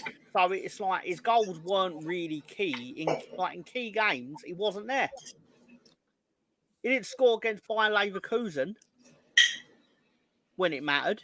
Guys, we've all He's a watched loser. him with our eyes. Come on, we know what kind of player he is. He's a fucking incredible player. He's a He's a loser. goal machine. Yeah, but he always dives, Chris. Look, So Leeds does fans Saka. know. So does Salah. more They than me. fucking all dive. They're all Everyone dives. Every player's a bunch of bitches, dude. All of them. Oh, the Leeds players are the fucking worst for it. I I will fucking sit on here and say it now. Willie Nonto's a cheating little bastard. He is a bit of a diver, isn't he? But then all Kane's goals seem like they're all penalty shots. Or penalty on. penalty goals out of that. You got 44 goals, not all penalties. He does it for England too. You know what really upsets me about him being a cheating little bastard when he not knows because he's not good at it. He's worse than Brendan Aronson at it. Yeah, he doesn't get the decisions. Yeah, So I've if you're going to do it, if you're going to do something wrong, do it right. We've seen Kane ping 50-yard through balls onto Son. He could have been a number 10. He could have played any position he wanted. He's an incredible talent. Is he paying you to say this? I won't stand for this. No, man, I love good players. Nah, You gotta sounds like you're defending him like you're being paid to. No, but man. it's If funny, Harry Chris. Kane is on Liverpool this year, Liverpool wins the league. Nah, I'm not sure about that. Yes. There's no proof for that. Can you because imagine if he we had never won anything? But Chris, it's funny you say that because in the World Cup he missed 2 penalties against France. Right, but then also in the same note, I mean, you guys have a front line that could have any number of combinations of Diaz, Nunes, Salah, Jota, and Gakpo. What do you need Harry Kane for? Jota's injured 25 weeks out of the season. Yeah, because he's too small for the game. Our most clinical player is always hurt. So if you could put his foot and his head on like our, on Nunes, but I don't know. I won't take. I know it's an Arsenal show, but I won't take the Kane bashing. I will agree. I love good football players, and I don't care where they are and how they go, and I'll just love them. And dude, I love De Bruyne, and I hate him at the same time. De Bruyne is just too. We good. agree he's a great player, Scooby. We're just mocking him for not winning anything. Well, Scooby, he does kill Arsenal, so he's got good talent. He just something's missing, and he hasn't won for England. Here's the they're thing. their captain too. So Here's the thing, Ben. If he would have won the Bundesliga, what would we have said? Oh, big deal! He won the Bundesliga. Yeah, you know this. Yeah, big deal. He went over there to win a trophy. Yeah. If you would have won PSG and won League One, we'd be like, oh, big fucking deal. He won. Everyone wins League One. Finally wins one when he retires to the MLS. What other options did Kane have? I mean, outside of he was supposed to go to Man City, in Miami, probably. United wanted him, didn't they? He was linked with Manchester United for seasons. What? He was supposed to go to City, and Levy blocked it. I couldn't imagine Levy knew he definitely weren't winning at City. Can you imagine if he was at Man City? It would just be. Obviously, they wouldn't have gotten Holland, but right, because he was supposed to go to City the season that Nuno was. Yeah, because Nuno didn't play him for the first month because they thought he was going to be sold, and Nuno ends up winning Manager of the Month, and then he has to play Harry Kane and is fired in 6 weeks. There's your Harry Kane for you. I believe it was the first time Arsenal lost the first 3 games. Tottenham won the first 3 games. Yep. And then after 6 games, Arsenal were above Tottenham because then Arsenal won their next 3 games. Tottenham lost the next 3 games. So they were on the same points after 6 games. All right. If Harry Kane was willing to go to Leeds in August, tell me what you feel. I know Leeds it's are going up in right. Let's say we're in the Championship and we get Harry Kane. Leeds are going up in second because he ain't winning anything. That's the only way you can go up. You can't win the playoffs, and you can't win the league. No. It would have to be Harry second Kane. because if you make the playoff final, there's a trophy at the end. That's bullshit, by the way. Playoff final if playoff final trophy. Playoff finals gets a trophy. Second place should get a trophy. What's more bullshit? You get second place do get a trophy. It's a little shitty thing, but you've not won anything, have you? Well. Yeah. You don't get a medal. Oh, you don't have to stand through that humiliating process of getting a medal for second place. Well, he doesn't just get a runners-up you ever medal, watch so these that's not players? winning. I mean, some take it off, some just I don't want it, but still. And then there's others that are just like, well, this is the most uncomfortable thing I've ever had to do, but I'm gonna do it anyway because the camera is like 3 feet from my face. I want to know the stats on like between first, second in playoff. Which team has been historically most likely to stay up between the winner, the second place, and playoff? Seems like something Mr. Tom could find out. I think the third team should get a bye into the final, and then fourth and fifth should play each other. Sixth shouldn't be anywhere near it. I listened to a Norwich fan saying, "Oh, we've achieved so much." He said, "What have you achieved? A 17-point chasm from third place." Well, I think 14. I would be fine with that. I think 4 teams should go up. I think the bottom 4 in the Premier League are pretty bad. Money in football was created. So I'm not going to tell you anything that's new, but money in football was widened the chasm because 10, 15 years ago, 40 points was the magic mark. Like Everton would only now be basically like, oh, we might be safe. Yeah. Whereas obviously when it was like a big 4, 40 points was arguably the magic mark. When it became a 6, maybe even a 7 if you're going to include Newcastle and their wealth, it then becomes 26 points is now the mark you need to get above. Yeah, which is ridiculous. Yeah, exactly. Because there's obviously because your big 6, big 4's become a big 6. That's potentially 12 points you're not getting. Yep. Yeah, I completely agree with that statement. And then you've got a couple of intruders in that big 6, i.e. Villa. Exactly. And Newcastle as well, but yeah, because your big 6 was technically Chelsea and Man United were in there, and they're shit. Yeah. So my surprise team for next year, based on the manager, is Palace. Watch out for them. I think they're going to be good next year. It'll could. By November. It'll be set by November. I don't know, man. They look like a completely different team. They are playing really well. Revigorated by winning games against shit teams such as Man United. Having none of it. No, obviously he's done well in all seriousness. But the fact of the matter is, Bayern Munich allegedly have offered them 18 million to release him to be their manager. They informed him. Yeah, they informed him. It was, I believe it was Monday.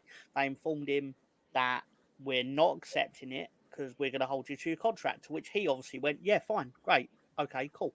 I think they're going to regret that in November when they end up having to pay him to fuck off. And they'll be like, why didn't we take that 80 million? Just based on like 2 months' work. Yeah, what's Roy doing?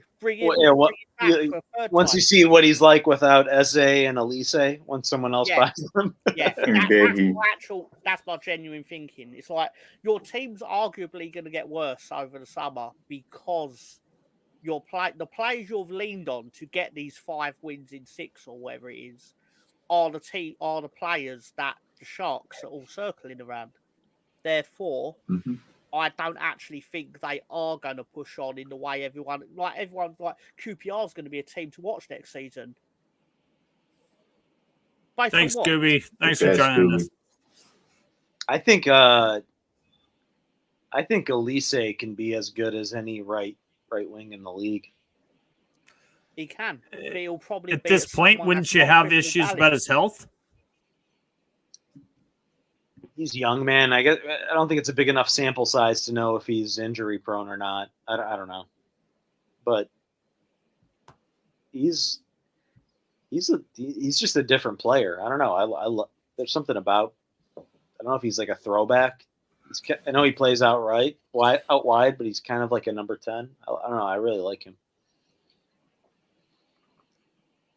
I don't know if Salah were to leave, I would definitely consider going for him. I know he's not the goal scorer Salah is, but I think he'd be a much more creative player than Salah. Any of y'all want to put chances on Salah being with Liverpool next season? I'd cash in. I would. I think we should get a sizable offer from Saudi Arabia. My biggest concern is he's gonna score like a hat trick on Sunday, and we're gonna be all in on him again. I love him, but it's. I think it's. You've got the advantage. It's a different manager. You haven't got that connection yet with him. Look, he might see the money, and he might have players that he wants to invest in. That money can help. You've got a total different vision. So, I still think Salah leaving is a massive possibility. Yeah. I'm going to say he is not with Liverpool next season. But you'll get good money for him. I think he has no interest in being there anymore. How many years has his contract got to run? I think he's got 1 year after this year. I'm surprised he didn't you're going to get 100 mil plus. Silly money. What was you offered for him last year? It was 200 million, wasn't it? I think it was 150 from Saudi. 150, 180, something like that. Oh man, you can rebuild your front line with that kind of money in this economy. He was coming off such a good year. I mean, yeah, but that's what you do. He actually learned that from Aaron Rodgers. But that's what Liverpool do. They sell these players when they're at their peak, and then they drop off when Barcelona put the shirt on them and things like that. Maybe not Suarez, but you should sell him and then raid Madrid for Vinny Jr. I think it's what we should do. I don't think we're going to get a similar. I think we're going to get a much reduced offer, but where does Vinny Jr. fit in with Mbappe and Endrick? Somehow, you just figure it out. Sure, you just figure it out. Introduce the second ball on the pitch. I would have said something like, "How do you fit like 11 good midfielders in one club? You just do it somehow." Give him to Pep. That's his perfect team. Honestly, Mbappe hasn't officially announced or signed though. No, but it's inevitable. I don't know, man. It's a done deal. I thought. I mean, it's I think everything's. I think he business wise, he's the cleverest footballer on the planet because he lets his contract run down so he can sign massive wages anywhere he wants. Very intelligent. He has the power over it. I want to see him in the Premier League. I think it's actually a better fit for him than who can afford him and where's he go? With no transfer fee, someone 115 could afford him. You're talking daft money though for his wages. Signing on fee. I think if City gets him, I think they sell Haaland to Madrid. That's my conspiracy theory. That's crazy. It's not going to happen. He's going to go to Madrid, but yeah, I don't know. I got a question. The true mystery of football.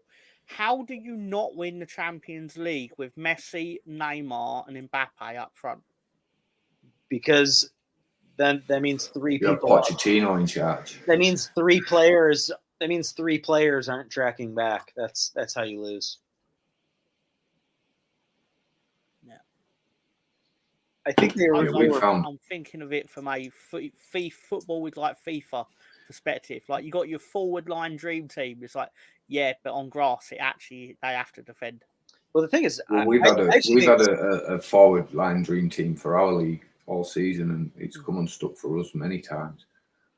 I actually think this was the strongest PSG team.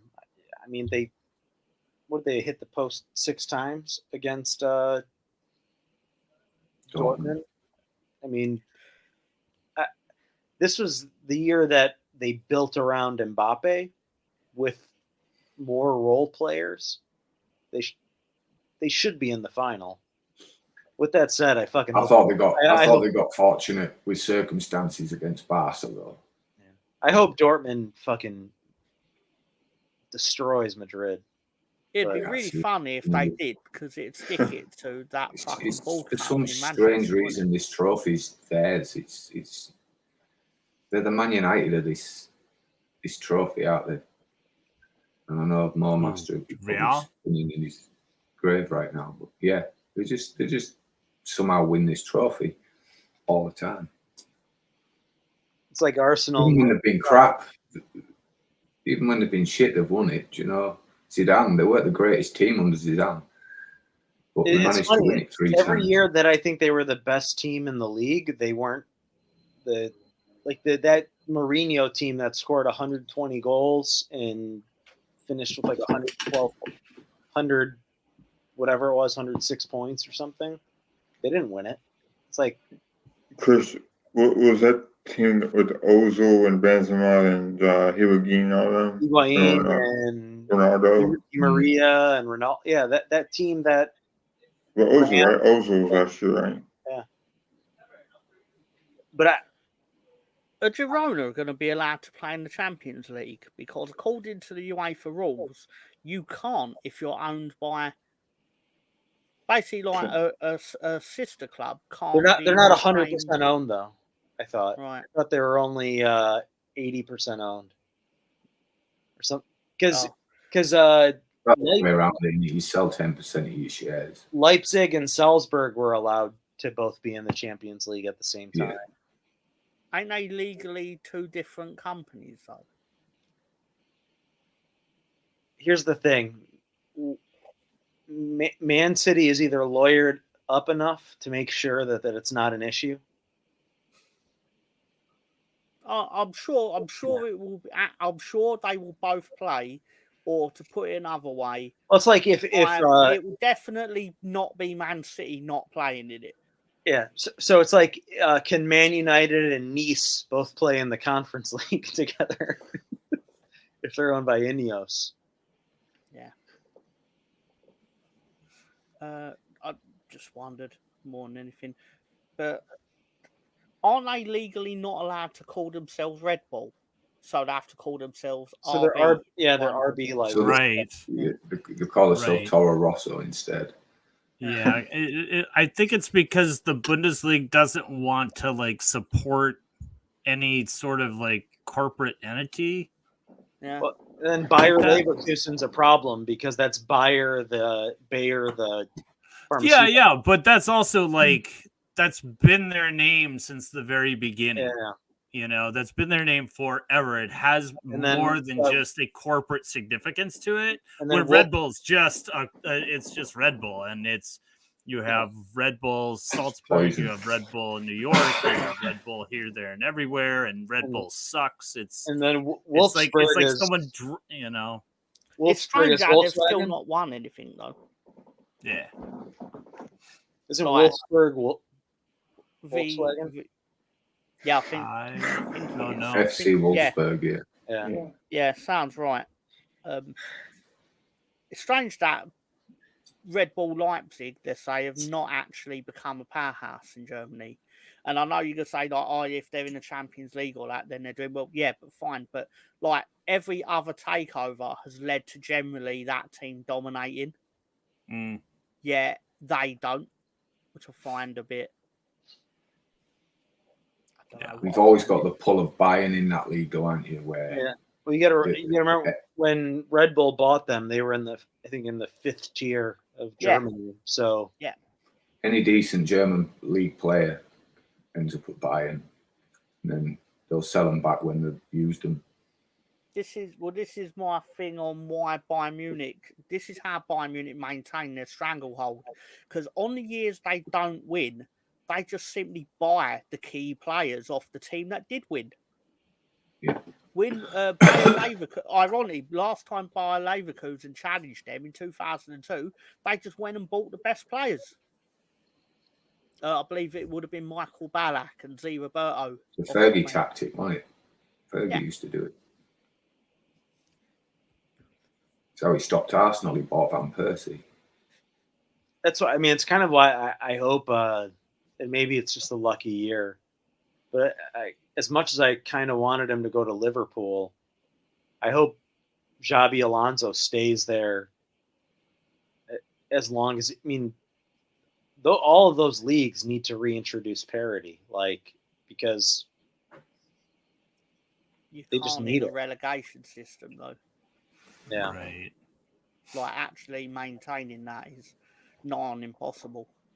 Yeah. I think the only way that you can create parity in football is to have some sort of salary cap, or not salary cap, but so not a salary cap, but a cap on your spending. Cap, salary cap, all of you're it. always gonna have teams that are gonna do well because they can simply buy it. You look at Arsenal 2 years ago, how much they spent, and then they turn around and buy Declan Rice. It's just small clubs like Wolves can't compete with that. Small clubs like Crystal Palace can't compete with that. Unless Ten Hag is the opposition manager. Well, we had 2 games against him that went the way of a very poor officiating, very poor VAR decisions that apparently applied to other clubs when playing and having that same thing happen. Speaking of VAR, on VAR, what way do Wolves vote? So I don't know if Chris was back. Here's the deal, man. To me, this whole bringing forth the complaint of VAR is just to me, it's just it didn't work. It doesn't work for us. We don't like it, and I'm Why sure do we have to suffer that shit in the Championship final anyway? That's bullshit. Yeah. But I mean, they have a legitimate argument. Some might say yes, some might say no. I'm not sure. They do. I looked through the complaints, and some of them are quite they're quite valid. The impact on goal celebration and spontaneity of the game. Absolutely, VAR fucks with that. Credibility of the on-field officials. Exactly, BX. Sure. Exactly. I also think that VAR. Here's kind of like the way I see it. If I'm a teacher and I'm teaching a class and my teaching assistant jumps in and starts teaching the class, that's not cool. If I'm a surgeon and my assistant tells me not to cut somewhere, but rather cut here, that's not cool. And in some cases, what VAR does is not cool. When there is no call on the pitch and VAR is looking at something, that is not the intention of VAR. VAR is to assist the referee, not the other way around. Yep. We've gone with the virtual offside thing, haven't we? What's been going with the Champions League and whatnot. I think that's all we need. I don't think you need anything else. And maybe red card decisions. That's it. Yeah, the rest of the game be down to shit refereeing.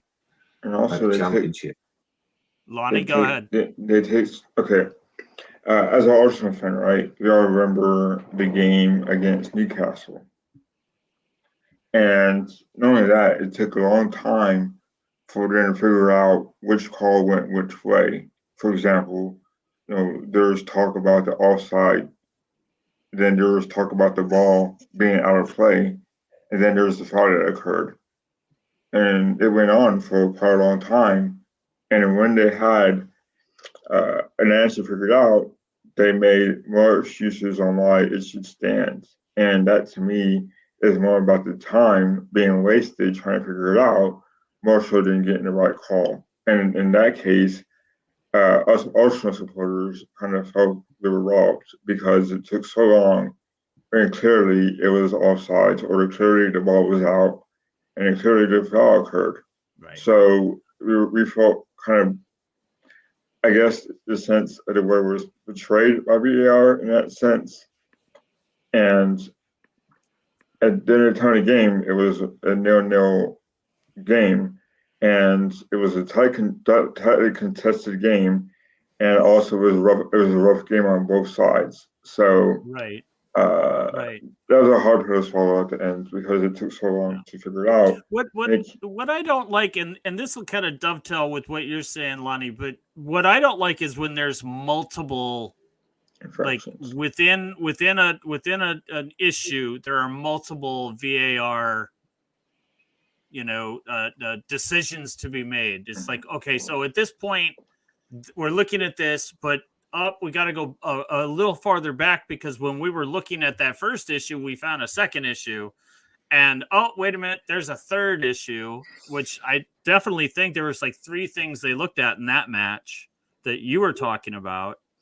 It just drives me batty, and it's things I don't understand. When Pickford a few years back ran into and had that collision with Virgil van Dijk, they looked at whether or not it was a decision or what the, where the foul is. But then, wait a minute. As we were looking at that, we noticed that he might have been offside. So there's no penalty. Do you remember that, Chris? Yeah. Yeah. Yeah. When Van Dijk missed most of the season, we finished 5th. Yeah, I remember that. Yeah. He's like, right. Yeah. We finished 3rd that year. That was the year that was the year Allison scored the header against West Brom. That I remember that as well. So here's what I'd like to do. We're going to go into a little bit of stoppage time with the VAR. We have talked VAR blue in the face on this show on many occasions, but just for shits and giggles, I'm going to go around the horn, and if there is one thing that you could change about VAR that you think would fix it outside of getting rid of it, because it's not going away. But if you could change something about it, what would you change about VAR to make it work better? I'm going to start with Tom. Get it right. Get it right quicker than you tend to get it wrong. I'm sick of the matches. It's an all too regular occurrence that they waste 4 to 5 minutes on a decision that they then later have to apologise for getting wrong. I'm done. All right. Ben, what do you got? Point a gun at the operating official's head and say, if you get it wrong, there you go. There's too much to fix, far too much to fix in it. Just pick competent people to run it. Right. All right, Lonnie, what do you got? I think that if there's a call, and they should just call the decision for one simple play, whether it be offsides, penalty shout, an infraction of some sorts, and it should take no more than 30 seconds. If you not figure it out by then there should be no call, no review. All right. Chris, what do you got? Yeah, I'd have a 45-second time limit, and then the ref has to explain through a microphone the decision they made to everyone in the stadium. So they know, because no one knows why the decision's been made. Does he have to do it in rap style? He can scat. Like an auctioneer. Yeah. Beautiful. These are all excellent points, and these are all points that I would look at and say, you know what, this fixes VAR. Time limit on the calls, I think would be very important, whether it be a minute, 45 seconds, 30 seconds, because we have to say that a lot of this stoppage time that we're getting at the end of matches and at halftime, it's getting ridiculous to have 12 minutes of stoppage time after players have played 45 minutes. And I'll say the offside lines that they draw should be like 5 times thicker. And if the lines are touching at all, there's no change in the call. Right. I do like the idea of accountability. For me, the one thing that I might change, it has to do with accountability, but not accountability on the pitch. Accountability for those referees that are in charge of VAR, because they're getting off easy. When there's a screw up, the accountability lies at the shoulders and feet of the on-field referee. But if VAR comes in and says we see something and they get it wrong, and it lays at the feet of the on pitch referee, that's bullshit. I want to see accountability in that VAR room. I want to see. I want to see refs I want to see them get suspended. I want to see them held accountable. You know. And I also think that I would also like to see, as far as like referees in general, I would love to see like we rate players. You know, why can't we rate referees? And if their rating falls to a certain point, they don't get to work a game. There you have it. In a perfect world. In a perfect world that we don't live in, all of our teams win. We all get trophies with the exception of Harry Kane. Another rule: if the goal is really exquisite, there's no such thing as offsides. So what you're describing, Mark, is what happens. Supposedly, they are graded, they are awarded marks out of 10, and like when referees make mistakes, you've seen like I think there was a ref that made a massive mistake in a game involving the Big Six, and he wasn't given a game the next week, or he was sent down to the Championship. Which isn't fair, because then we have to deal with the dross. Yep. Although kudos to the Australian guy who refed us yesterday. He's the best ref in England, hands down.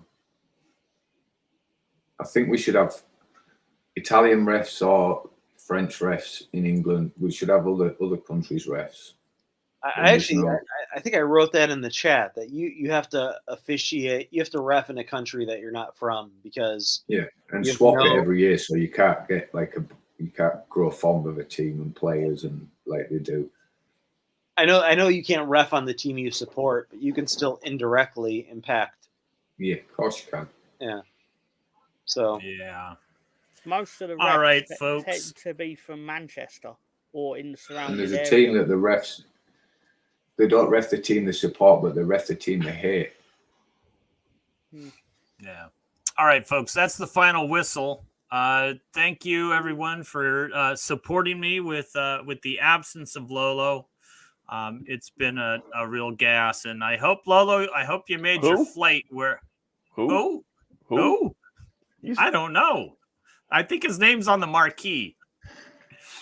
Anyway, hopefully up at that bar in Nashville. Yeah, he hadn't made the play. Exactly. I hope to see videos of him at a honky tonk. That'd be pretty hilarious. Maybe that'll be our bio break next week, or we'd just snip out his little ramblings from the Nashville airport. But for all those that have joined us and chatted with us, it's been a pleasure. And to my good friends, Mr. Tom, Ben, Chris, and Lonnie, thank you very, very much for helping us out. Mr. Director, you know what to do.